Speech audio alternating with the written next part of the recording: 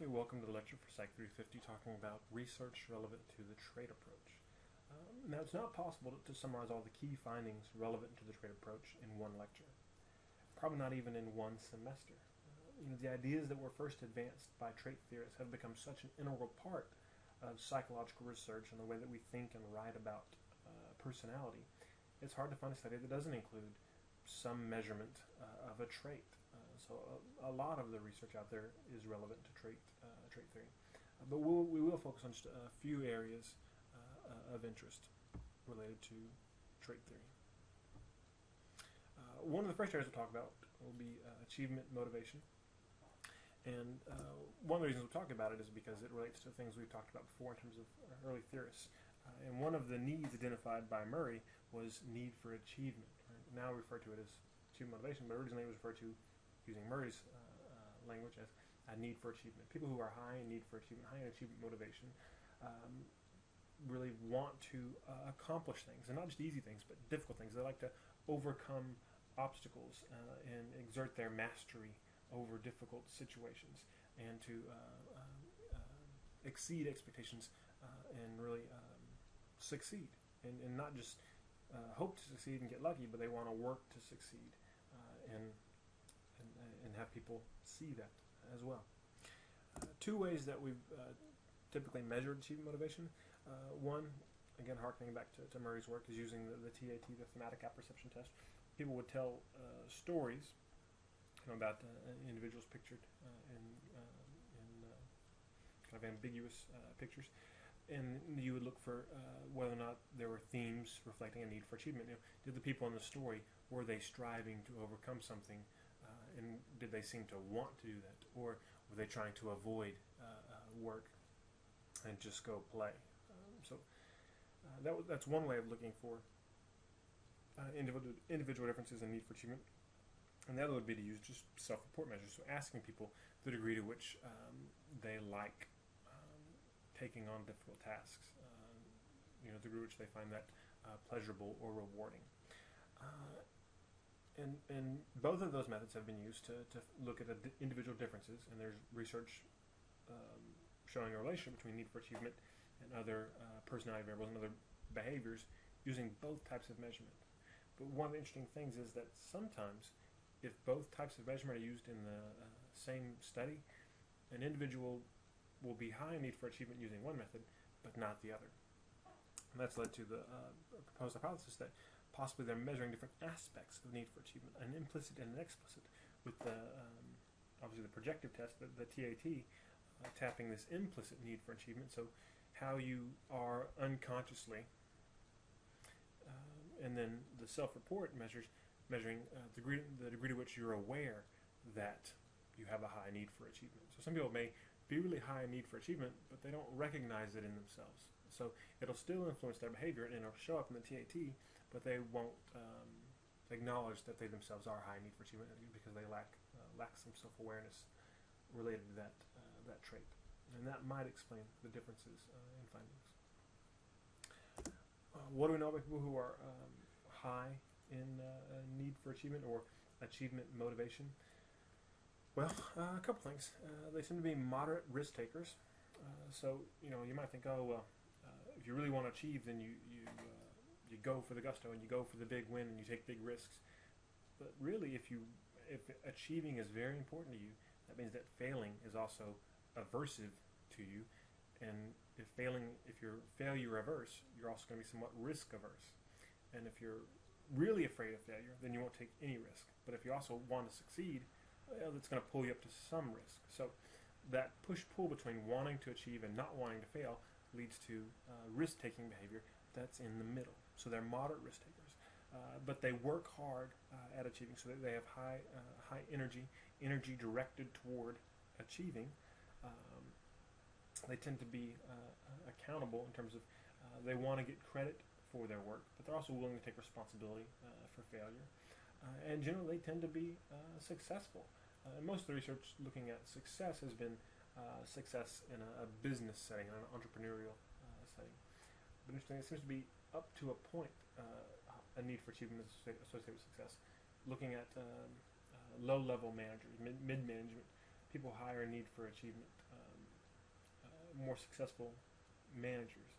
But then if we look at the CEOs, the presidents of companies, those individuals aren't necessarily high in need for achievement. What they're high in is need for power, and that may reflect kind of this interaction between situation and personality, where when you're mid-level management, you got to do a lot more stuff yourself and achieve, and that's how you're rewarded, is by showing that you can get things done. But then once you get to a certain level in a corporate structure, you get rewarded for how well you control other people, and not for what you do yourself. And if you're trying to do a lot of stuff yourself, you're thought to be a bad CEO, because you're supposed to be delegating everything at that point and getting paid quite well, probably. But nonetheless, in general, people who are high in need for achievement tend to be successful, but then other needs may supplant the need for achievement as the situation changes. Okay, so given that it seems to be a fairly desirable trait in terms of relationship to success, you might ask, how does one become high in need for achievement? Well, parents that want to make kids that are high in need for achievement have to find that balance between giving attention and support, and kind of, you can do it without suffocating, hovering, or never letting kids screw up. If you want to produce kids who are high or need for achievement, which this should remind you back of the stuff we've talked about before, in terms of how some of the psychodynamic theorists talked about tasks of parenting, and how to treat your child in such a way to lead to a successful, well-adjusted child. And it's all about that balance in terms of letting them fail some, but also supporting their achievements. So we want them to succeed, but we don't want them to succeed too easily. We want it to be difficult, but they have to taste enough success to find it rewarding, and then go on to want more success. So what other things influence level of achievement, other than just kind of I really want to achieve? Well, it seems to also matter what your gender is and what your culture is. Most of the early research was on men in Western civilizations, and that's true of most psychological research in America.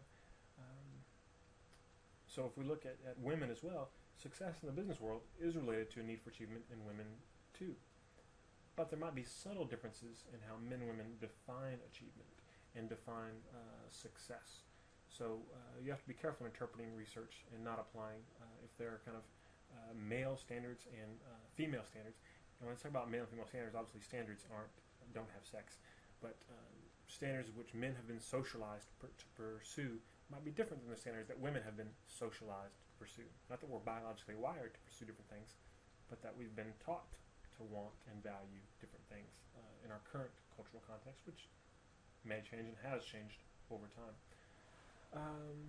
So subtle differences between men and women, generally, in what constitutes achievement, but there are more pronounced differences in how achievement is defined in terms of some important cultural variables, comparing individualistic cultures to collectivistic cultures.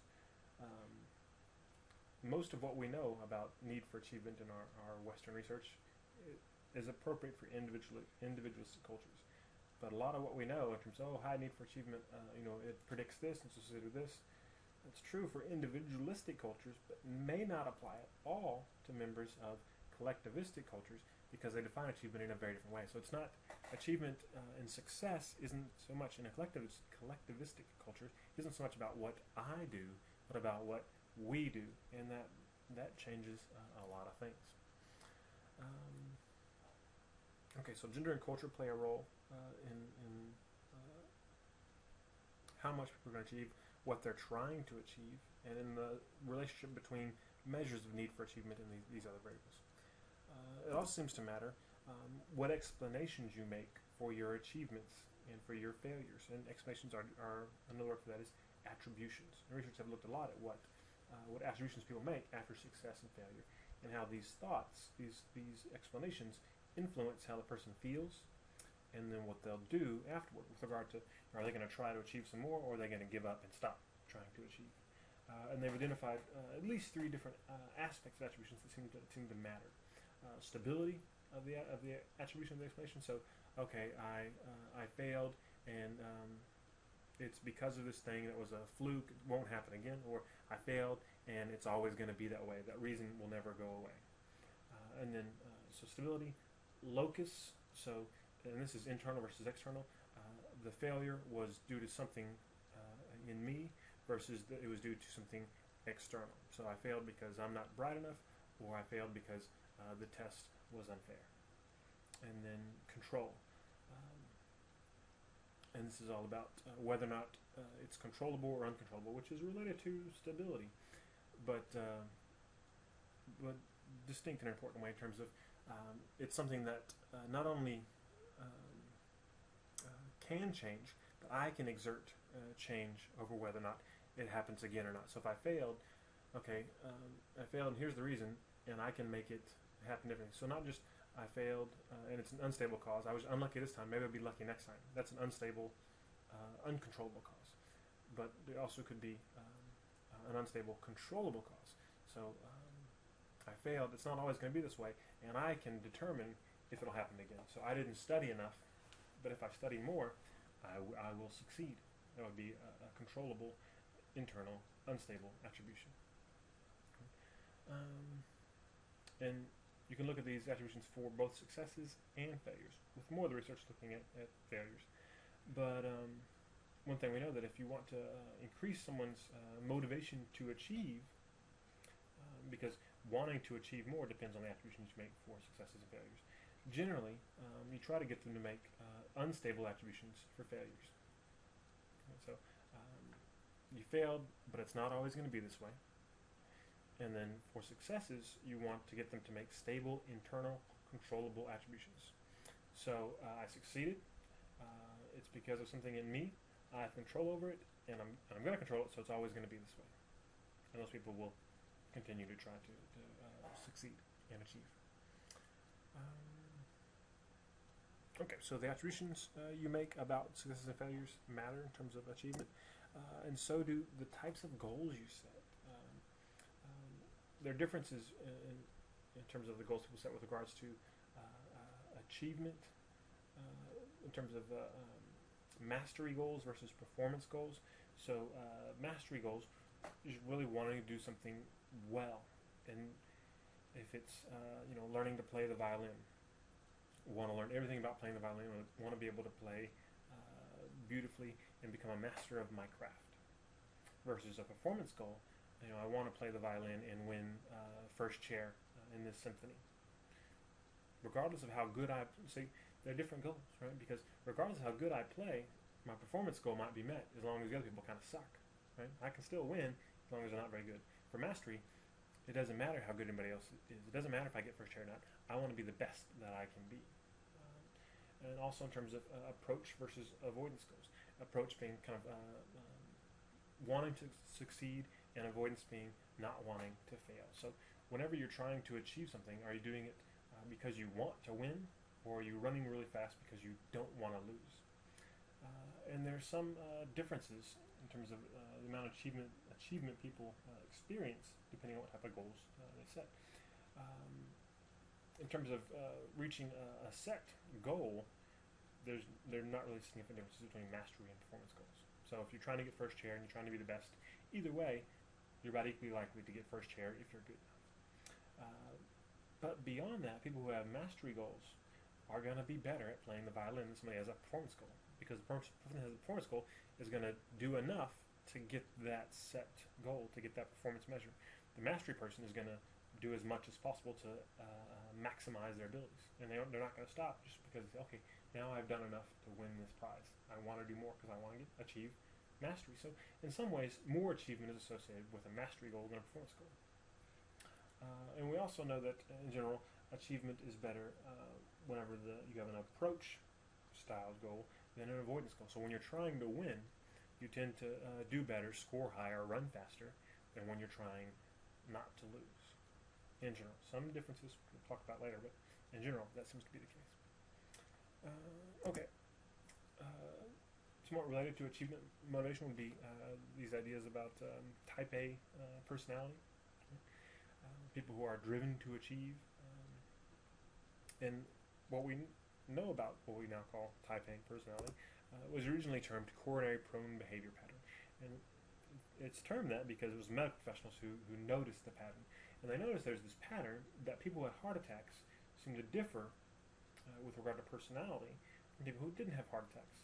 Despite, so two groups of people, both of which, had certain risk factors, in terms of they're both smokers, they're both overweight, they're both not exercising a lot. This one had a heart attack and this one didn't. Why? And then I was, well, this one that had a heart attack seemed to be really kind of driven and kind of a high achieving type. Seemed to have a different personality. This other one seemed to be more easygoing, laid back.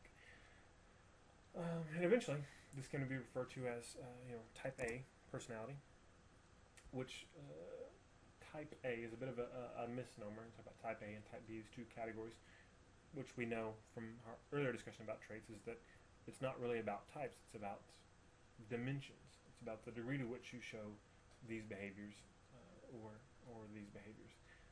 So think about type A being the extreme end of the continuum and type B being the other end of the continuum. But using their language, type A, so high in this continuum of coronary prone behavior, would be people who are similar in many ways to people high in need for achievement. And three key components of this type A personality have been identified. High in competitive achievement striving, which means they want to win, they want to succeed, regardless of the stakes. Playing for $100, playing for $5, they want to win. A football game or tiddlywinks, doesn't matter. People who are high in type A personality want to win. They want to achieve, and they want to achieve by beating you. Two, they have a sense of time urgency. Let's get it done. Let's get it done now.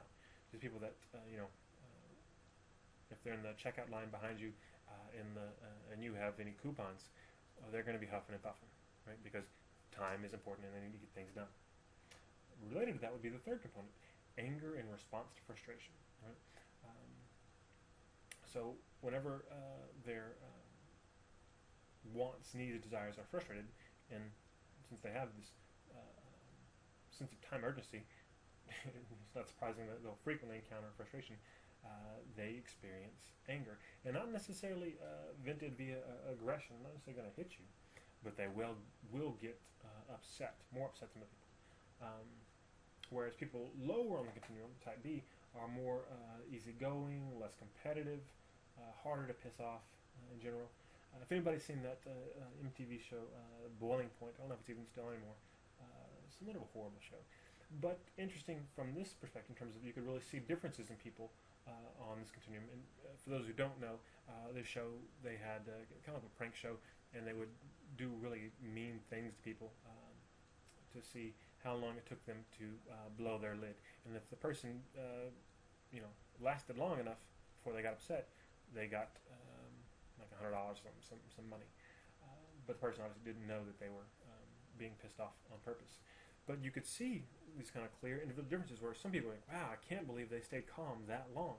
And other people, like almost right away, as soon as they get encountered with frustration, bad service from a waiter or whatever, boom, they're angry, they're yelling, they're upset, and they don't get the money. It's because they're higher on that continuum of type A personality.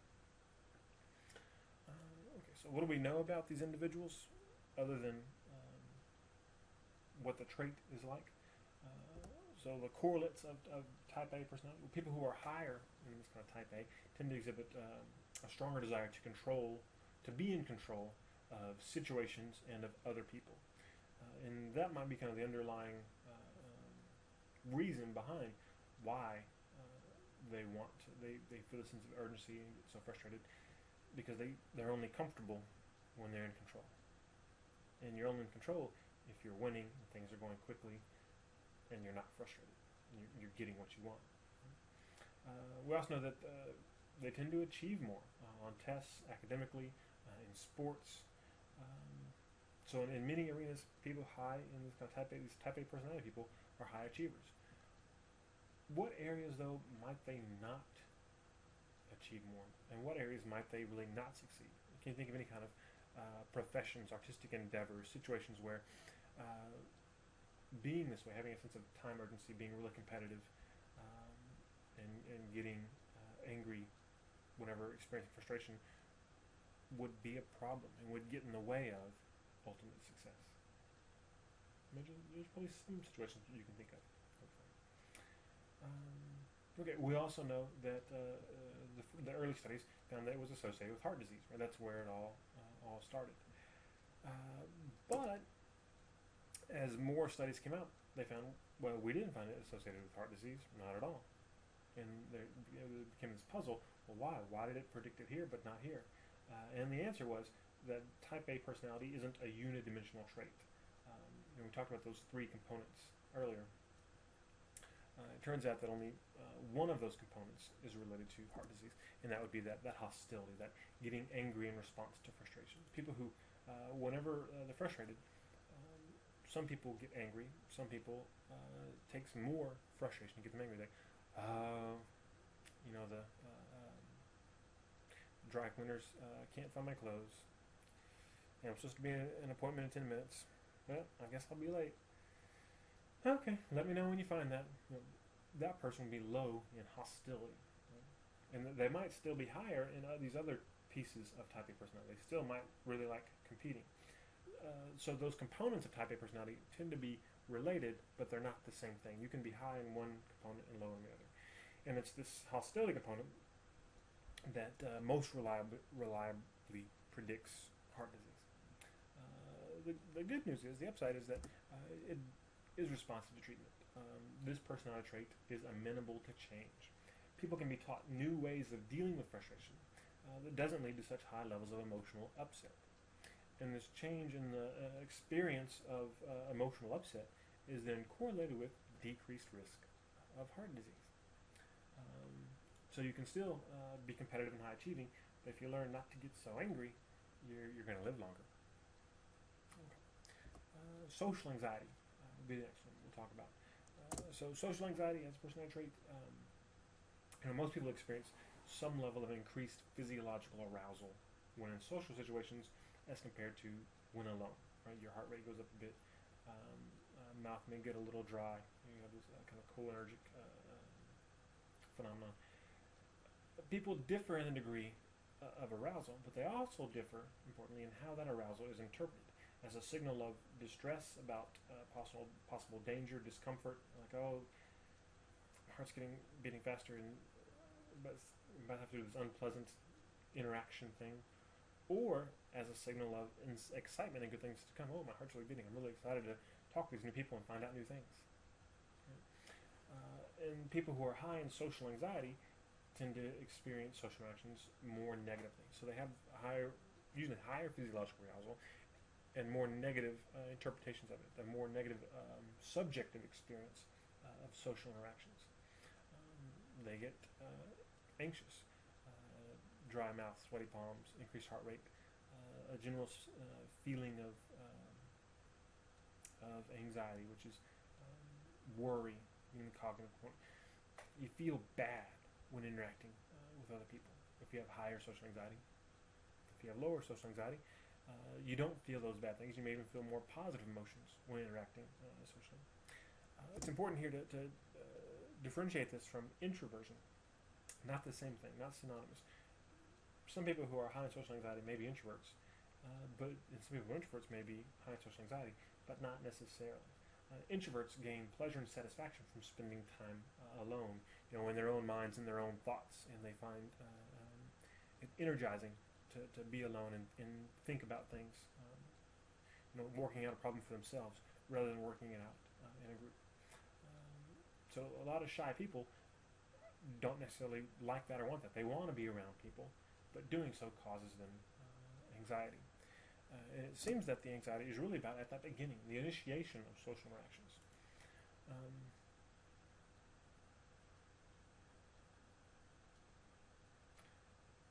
Seems to be the hardest part. Once they can get going, if you can induce them to begin a conversation, eventually their anxiety becomes less, and they look not so anxious. Whereas before that, they do look anxious, and people can see their anxiety. So they start to worry. There's expectation that they're going to be judged negatively in a social situation, and so when they go in, they make less eye contact. They say fewer things, and they cut conversations off short because they expect it to be bad. When they do that, the person that they're with notices that and in some way evaluates them negatively for it. So in some ways it's a bit of a self-fulfilling prophecy where when you have the social anxiety, oh, they're going to think I'm weird, and then because you're so worried about people thinking you're weird, you're going to act weird. And they will think you're weird, and they'll give you some social feedback suggesting, wow, this isn't very pleasant talking to you.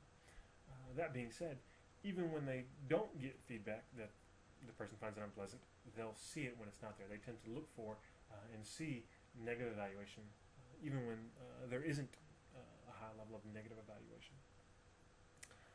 Related to that, sometimes this can rise to the level of a real problem in terms of diagnosable psychological disorder.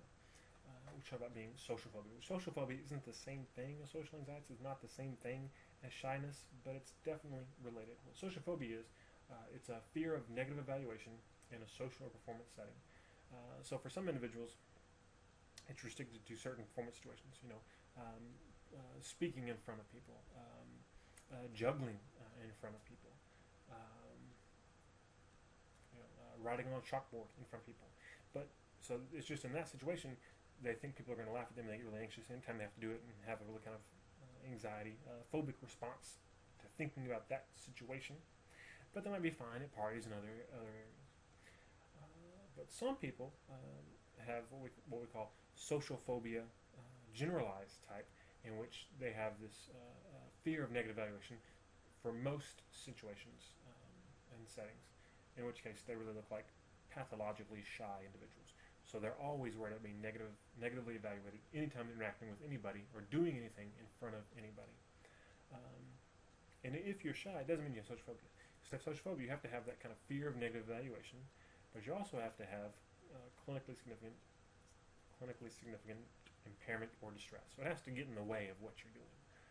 If it doesn't negatively impact your world or really bother you a whole lot, if you don't mind not being around people so much, or you only mind a little bit, it doesn't rise to the level of a disorder. But it does seem to be a component for some disorders, for some individuals. Sorry. Okay. Which brings us to our discussion of emotions, which is related to the negative emotions experienced in social anxiety. We also know that individuals differ in terms of what their typical emotional state is, and everybody experiences a range of emotions. Right? You've been happy, sad, embarrassed, scared, overjoyed. You've experienced, hopefully, the whole range of emotions, and continue to do so.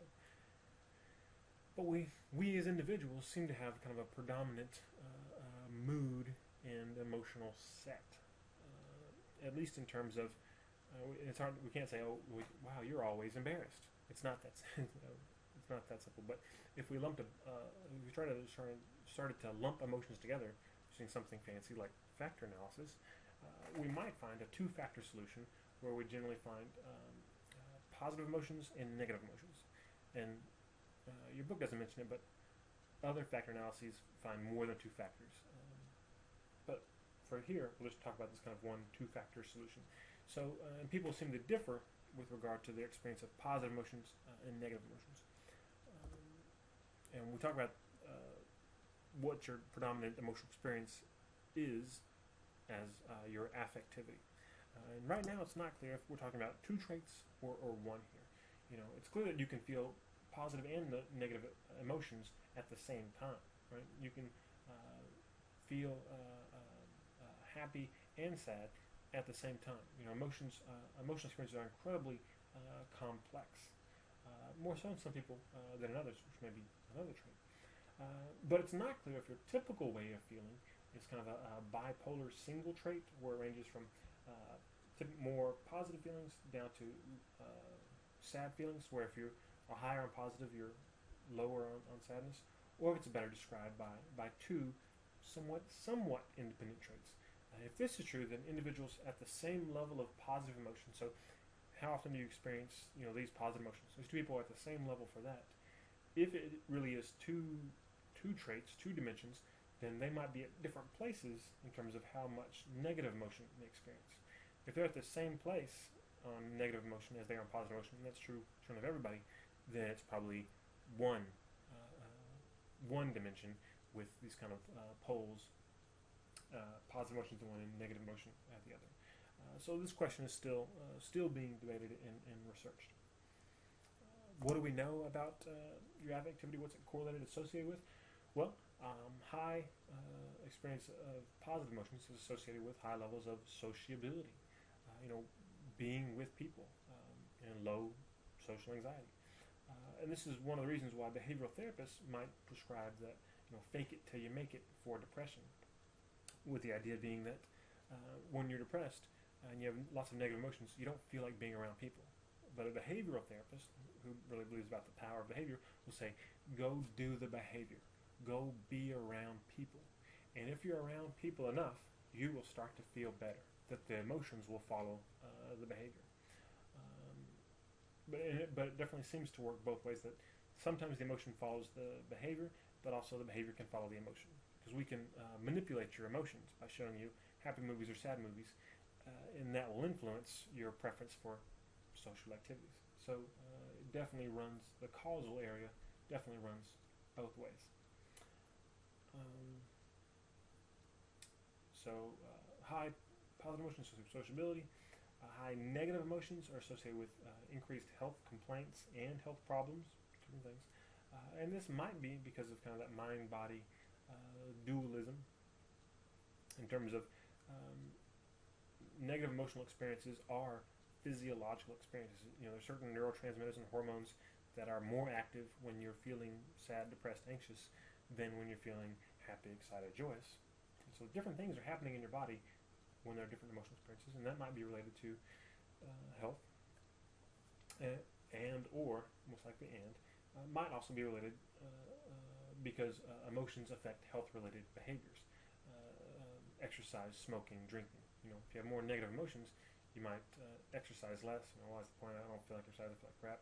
I'll feel better if I smoke. If I take this nicotine, which is a stimulant, which increases your mood, or if you drink, which doesn't increase your mood, but makes it harder to think about your troubles by disrupting your concentration, and those things contribute to negative health outcomes, obviously. Okay, so people differ in if they're more positive emotions or negative emotions, and this seems to have some important correlates.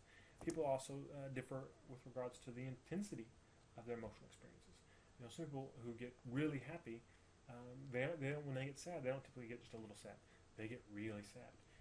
So there's wide variability in their emotions. Other people seem to show less variability. So they get mildly happy, but they also only get mildly sad.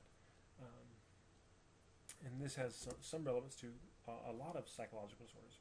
We talk about bipolar disorder, which, depending on which bipolar disorder we're talking about exactly, might involve experiences of mania, which are intense euphoric experiences, very high mood, intense high mood, and also major depressive episodes, very low mood, intense. So a lot of variability in bipolar disorder. And one of the things that the medicines do that treat bipolar disorder are they restrict your emotional experiences. They decrease the intensity of your emotions. This isn't to say that people who have intense emotional experiences have bipolar disorder, but people who have bipolar disorder do have intense emotional experiences, more intense emotional experiences. That's what it is. Also, we see in a borderline personality disorder sometimes a high intensity of emotions and alternating high intensity of emotions. And it seems that, from clinical experience now, that frequently this follows an effort at emotional numbing. So these people who have experienced some significant pain, trying not to feel, it end up, whenever anything happens in their life, somebody says hello to them, somebody doesn't say hello to them, they get really excited or really angry because they've been repressing and numbing their emotions. And we see the same thing with PTSD, right? One of the symptoms is restricted range of affect, which is display of emotion, but assuming display is related to what they're experiencing inside. They tend to also try to numb emotions because of painful emotions experienced related to a trauma, and this is associated with occasional intense outbursts of anger. That's another one of the symptoms. So this seems to suggest that wherever you are on the spectrum of intensity, if you try to be different than where you are, if you try to suppress your emotions, if you try to be less intense, your nature is going to push back. Just like we talk about weight loss programs, most people seem to have a biological set weight point. You're designed genetically to be a certain weight, a certain size, have a certain amount of body fat. And if you try to go above that, you try to go below that, your body will generally bring itself back to that set point unless you try really hard to move it one way or the other. It's the same thing with a lot of psychological phenomena, apparently. Homeostasis is the rule. Okay. And the third component to emotions would be expressiveness, affective expressiveness. We differ in the degree to which we express our emotions, and their gender and cultural differences regarding this. Women tend to express more emotions and are better at reading emotions. Looking at cultural differences, Western versus Eastern cultures, some Eastern cultures are less emotionally expressive. And it seems to be not necessarily a different emotional experience. They might get just as upset, just as angry as somebody from an Western culture, but they won't express it as much because of these kind of cultural prohibitions against the expression of emotion. But in terms of, what should you be expressive? Is that good or bad? Seems to be a good thing to be high in emotional expression. People higher in emotional expression tend to be happier in their relationships. They also tend to have better psychological health. They just tend to be happier, experience less depression. And again, it's the idea that holding feelings in of any kind is going to cause problems. It's going to cause interpersonal problems, and it's going to cause intrapersonal problems. Except in terms of schizophrenia. One of the things we know about schizophrenia is that families that are characterized by high expressed emotion, which isn't the emotional expression, it's a different concept, but it sounds similar. That's why I bring it up. High expressed emotion, families that have that, an individual who suffers from schizophrenia and is released from treatment to go back home, if the family's high in expressed emotion, the person is much more likely to experience a relapse of their psychotic symptoms. So they get treated, they get on medication, they stop having hallucinations and delusions, they go home. If in the home there's high expressed emotion, those hallucinations and delusions are more likely to come back than if not. But this term in clinical settings refers primarily to the expression of negative emotions. It's not clear yet, nobody's looked, to my knowledge, at whether or not the expression of positive emotions, what impact it has on relapse for people with schizophrenia. But if they go back somewhere where people yell and are angry, then that's not good for them. It may or may not be good for the person who's yelling and angry, but we know it's not good for the person suffering from schizophrenia. So expressing emotion tends to be a good thing most of the time, but not all the time. Okay. Which brings us to the last trait we'll talk about, which would be optimism, pessimism. Again, thinking about this as high in optimism is low in pessimism. Low in optimism is high in pessimism. So kind of one trait, possibly. So in terms of dispositional optimism, some people seem to be dispositionally, their personality is characterized by optimism. They have an optimistic nature. We all have a typical way of looking at upcoming challenges. And if you remember, earlier we talked about attributional style, right? So this is about looking at outcomes and what explanation do you make after something has happened, success or failure. This is kind of the precursor to that on the front end. Before you face something, to what degree do you expect a good or successful outcome? And if you have kind of higher expectations of successful outcomes, that's higher in optimism. It's dispositional optimism. In many ways, it seems to be a good thing to be high in dispositional optimism. It serves as a protective buffer against adversity. So people that face difficult situations, surgery, taking care of a loved one who's ill, going to school, any adversity you may face in your life. People that are high in dispositional optimism, if we measure their psychological well-being, their happiness, depression, anxiety, after going through some crappy stuff, they tend to be better off than people who were lower in dispositional optimism. And this seems to be, it's probably because optimistic people tend to make greater use of active coping strategies. Right? About active versus passive. Active coping strategies, whenever there's a problem, they do something about it. So they research about it and they find out all the options and they pick something and they try to do something. Versus more passive coping mechanisms. Well, wow, this bad thing's coming. I don't think it's going to do well. It's going to go really poorly. I'm not going to think about it. People who are more pessimistic can use more avoidant coping strategies, which avoidant coping strategies are associated with more negative psychological outcomes. And it's not just psychological health that optimism seems to be good for. It also seems to be good for physical health. Optimists live longer, healthier lives. And this might be due in part because there's an association between optimism and experience of negative emotions. Right? Optimistic people, as we said, tend to be better, well-adjusted psychologically, so they have more happiness, less stress, which we know has an association with health. Optimism is also associated with sociability and social networking, which we know is related to health. Then it also might be due to the relationship between or its impact on health-related behaviors. So if you think you're sick and you're pessimistic, well, I'm sick. There's no cure. No point going to the doctor. Versus optimistic, oh, I'm not feeling well. I think I'm sick. If I go to the doctor, she will fix it. That's an optimistic view. So probably some combination of things explains the relationship between optimism and physical health. So all in all, it seems like optimism is a good thing, right? And so you want to be an optimist. Maybe some people, however, do pretty well with a certain type of pessimism called defensive pessimism. And people who are defensive pessimists seem to intentionally think about worst-case scenarios. Now, they don't necessarily believe the same way that other pessimists do. So people who are pessimists but not defensive pessimists, it's going to be a bad outcome. Everything's going to go horrible. It's going to suck. And then they use those avoidance strategies. I'm not going to think about it. What can I do? No point. Defensive pessimists actively try to think about negative outcomes. Oh, well, this might go wrong and this might go wrong. But they don't think, oh, this will go wrong. It's more of a this might go wrong. And they try to anticipate all the negatives. And doing so leads to the generation of anxiety, which they then use as motivation to try harder. So there's some other variable in here that's determining the difference between some pessimists and others.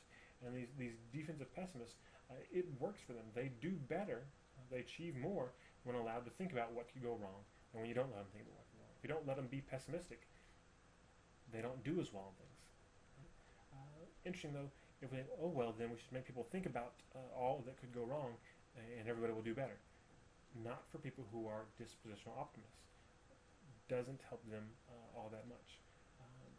Is it possible that dispositional optimists might be trained to use this strategy of defensive pessimism?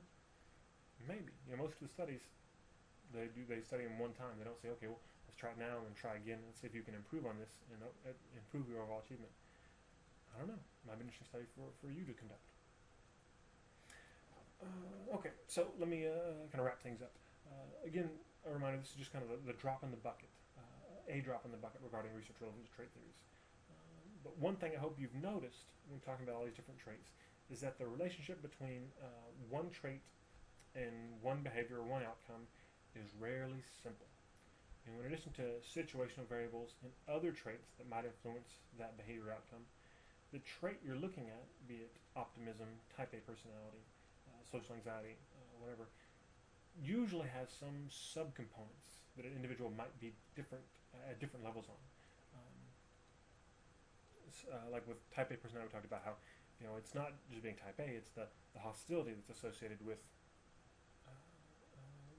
heart disease, with social anxiety.